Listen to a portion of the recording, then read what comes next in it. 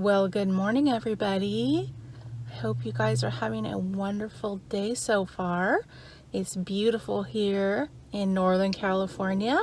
It's, Monday, about 10 a.m. It's a gorgeous fall day. So it's finally starting to cool down a little bit. Now you're probably asking yourself, wait a minute, am I on the right channel? This is Karen, but she's not in the kitchen. No, I'm in my car. And the guy next to me probably thinks I'm crazy because I'm talking into my phone. But anyway, I had to get a few things at the store to make a recipe. And I thought since I'm here, I would give you guys a quick little tutorial about sparkling wine. Now, for those of you who don't know, my real job is I work for a wine company. I grew up in Napa Valley, so wine is sort of in my blood. I worked for several wineries and wine tasting rooms, and so now what I do is I'm called an adult beverage specialist. Isn't that a funny title? But really I'm just sort of a brand ambassador. So what I do is I go around to stores like Bevmo and Total Wine and More, in grocery stores, and I pour our wine and I talk about it and sell it. However, for the last 7 months, I have been unemployed because they do not allow tastings in stores anymore. So I've been out of a job for about 7 months, which leads me to why I even started this channel, because I, after about 3 or 4 months, was going stir crazy in my house. And my husband, I asked my husband, I said, gosh, I need something to do. Do you think I should start a YouTube channel? And he's like, sure, why not? So I just went for it, and I've been having such a good time. I've been meeting so many nice people in the food community. They've been so welcoming, and just all my friends and family have been super supportive. So, but I just thought I'd do something different today to show you guys a little bit of difference between different kind of sparkling wines from different countries. I just love to educate people about wine. So I'm gonna go in the store, and then I'm gonna film the different kinds of sparkling wine and just tell you a little bit about each one, and what you can use to make mimosas, or what you shouldn't use, or ones I think are good quality but not super expensive, like, you know, like a Dom Perignon or something. So okay, I'm gonna go inside the store and I'll meet you inside in just a couple minutes. Okay, everybody, so we're inside the grocery store, and I just would like to tell you there are 2 main sections of your grocery store. They are the still wine and the sparkling wine. So the still wine is going to be like your Sauvignon Blancs, your Chardonnays, your Cabernets, and then the other main category is going to be your sparkling wines. And now within sparkling wines, there are different kinds. There is what they call California sparkling wine. There is something called Prosecco. And then you have your traditional French champagne. And then there's also another category called Cava, which is from Spain, which is also a sparkling wine. And now they're all made basically the same way. So regular wine only requires 1 fermentation, while sparkling wine requires 2.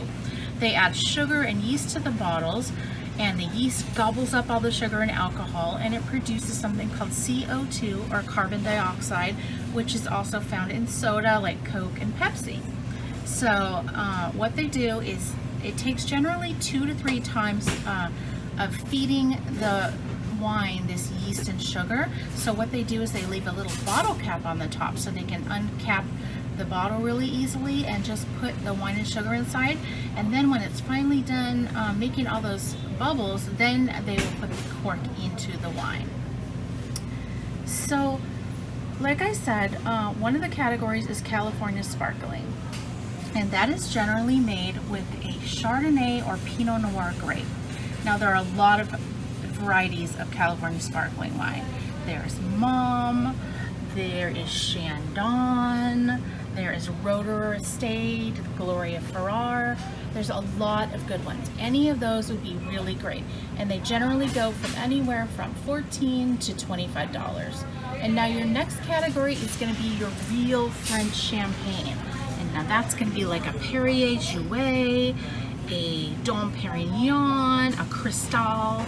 Now those go anywhere from generally $50 to $500. It just depends on the brand, and you can only call it champagne if it comes from the Epernay region or Champagne region of France. So they're very, you know, precise about how it has to be from that region. And now your next category is going to be your Proseccos, and those are such brands like Ruffino, La Marca, and those come from Italy, specifically the Veneto region, and those are made with a grape called Aglera or Prosecco grape. And these are generally more on the dry side, and these are also very good to make mimosas with. And they're not too expensive, average $15 to $20. And now your next category is going to be what's called Cava, C-A-V-A, and that comes from Spain. Unfortunately, the store is out of Cava right now, but there's a well-known brand called Freshenet. It comes in a black bottle. You may have seen it in your grocery stores.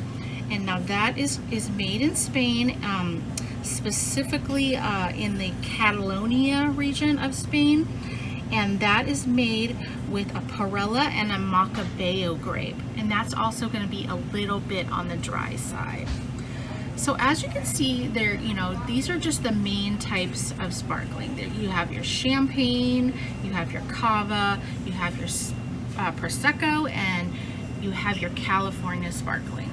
They can all be used interchangeably, but one thing I would say, if you're going to use it for a mimosa, don't use the real good champagne from France, because it's kind of like you would not use good quality tequila, really expensive tequila to make a margarita.